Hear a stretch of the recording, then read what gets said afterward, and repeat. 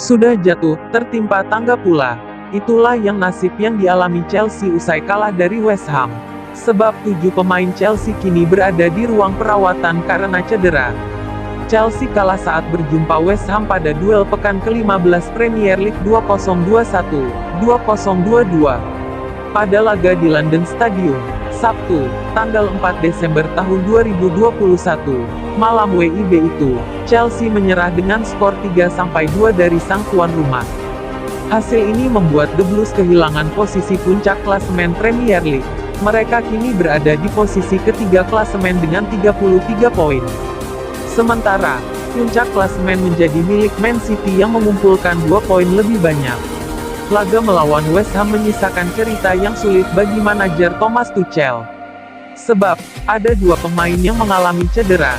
2 pemain Chelsea yang mengalami cedera adalah Kai Havertz dan Marcos Alonso. Havertz hanya bermain selama 45 menit dan digantikan Romelu Lukaku. Sementara, Alonso ditarik keluar pada menit ke-72 dan digantikan Christian Pulisic.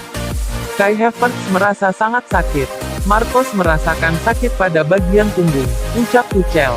Saya tidak tahu kapan N'Golo Kante akan kembali dan kami tidak hanya kehilangan N'Golo, kami juga kehilangan Mateo Kovacic selama 4-5-6 minggu. Jorginho bermain dengan nyeri pinggul, sambungnya.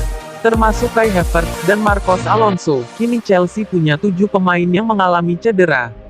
Tidak semuanya mengalami cedera yang parah, tapi tidak semuanya kembali dalam waktu dekat. Ben Chilwell mengalami masalah yang cukup serius.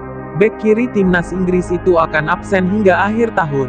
Dia baru bermain pada 2022. Mateo Kovacic juga butuh waktu lebih dari sebulan untuk sembuh. Sementara, kondisi Trevoh Chalobah masih belum bisa dipastikan. Dia tidak mengalami cedera serius.